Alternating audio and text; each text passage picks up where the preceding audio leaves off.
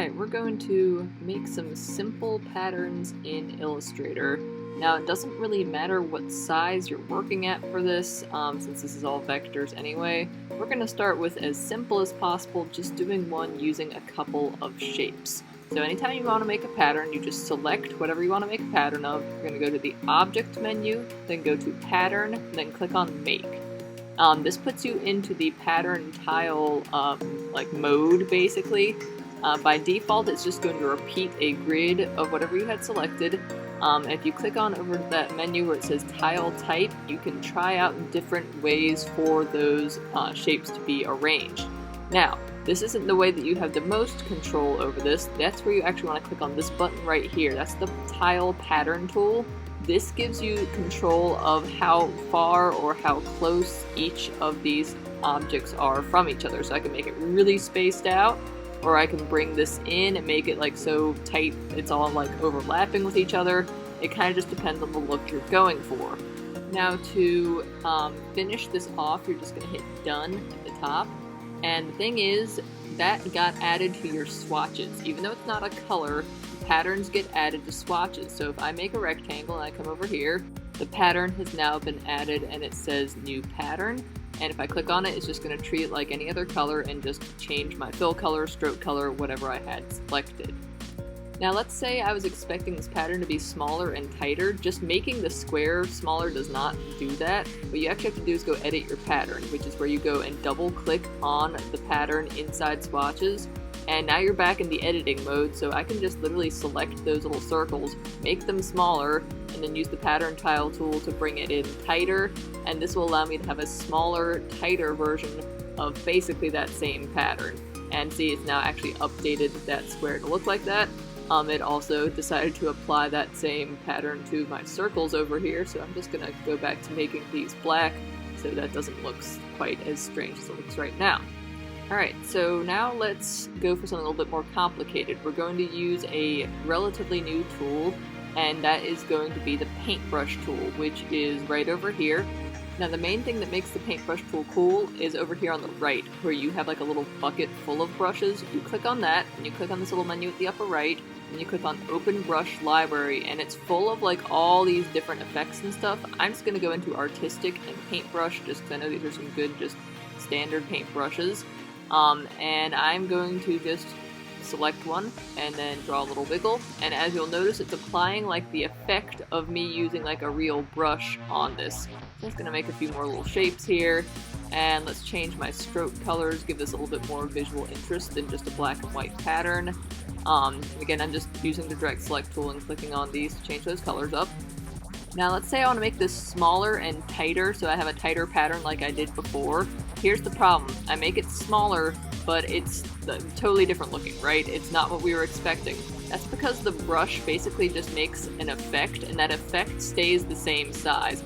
So if I want to retain that look I had when it was bigger like this, I'm going to need to do something a little bit different. I'm going to go to the Object menu, then I'm going to hit where it says Expand Appearance. What that's going to do is basically outline everything, so now when I shrink it, it retains that same look because it's like it traced it with the pen tool on the outside of the whole thing. Now that's not to say I can't make a pattern in this other one, it's a totally different look though. Once again, selecting it all, Object Pattern Make, click OK there. I can mess with the way that it's tiling it with all those different grid functions. I can click on the Pattern Tile tool, make it tighter or looser depending on the look I'm going for. And once again, when you're satisfied, you just hit done. And now let's make that pattern, make a little square, click on my fill color, go to my swatches, and there's where my new pattern is right there. Another thing to know is that anywhere that it's white is actually transparent. So if I take this and I right click on it and I say arrange, send to back, and I put it over there, all that white stuff is now red because it's just actually transparent in that pattern.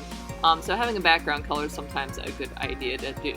Alright, let's make this again. Object Pattern Make. This is all stuff you guys have seen me do a few times, so I'm really letting it speed up here so you can see this whole process once again.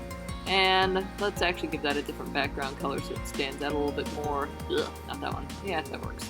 Okay, so now that you've seen how the patterns work, basically you can make patterns from just about anything. That includes pictures, you can use text, shapes, anything like that. Let's go and look at what it looks like when we do some shapes, and I'm going to show you guys a cheaty method that works well with simple graphics like what you're seeing here. So, what I have are a couple pictures of some birds, and when you bring in a picture, there's a little menu up here that says Image Trace, and if you click on that little menu next to it and you say black and white logo, it will actually act like I just traced this using the pen tool. So, let me show you that again with this other one, so you can see that again. So you click on your picture you brought in, you click on the little menu next to the word Image Trace, I'm going to click on black and white logo, and then I'm going to hit the word expand, get my direct select tool, click on the background, and delete it. Basically, the simpler an image is, the better that does. Like I said, it's almost like it's automatically tracing it with the pen tool for you, but it only really works well on simple images. The more complex an image is, the worse it looks, because at the end of the day, Illustrator's just a program, and it can't make the distinctions that we can. Now, I am once again going to go into my little brush libraries there, and make some like little visual interest to go with my birds here. I don't really have a plan in mind here, just kind of going for, I don't know, I guess these look like little crows, maybe going a little gothic Edgar Allan Poe-y here. I like how these look, but I know if I shrink them, they're going to look stupid, so once again, Object Expand Appearance, and I can now shrink them without them looking bad. And again, I don't really have a goal in mind here, I'm just sort of taking these little furls and feathers, whatever these are, and messing with them. So I've got something close to what I want. Once again, Object Pattern Make. And here's where I can really use that pattern tile tool to get it to look exactly the way I want. So first I'm just finding a shape I want, and let's get this looking close to what I want, but I'm going to do something a little bit different here. I'm going to actually do some editing of these shapes while I'm in here. So I'm going to copy and paste some of these, and as you're seeing, I can copy and paste and make changes while it's in this mode, and it's showing me like a live version of what I'm doing to this pattern.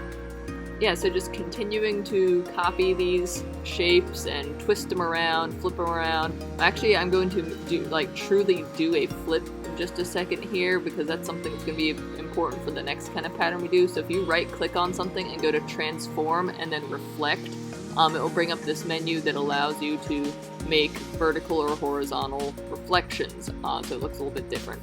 Alright, just sort of nudging this around, deciding if I want that or not.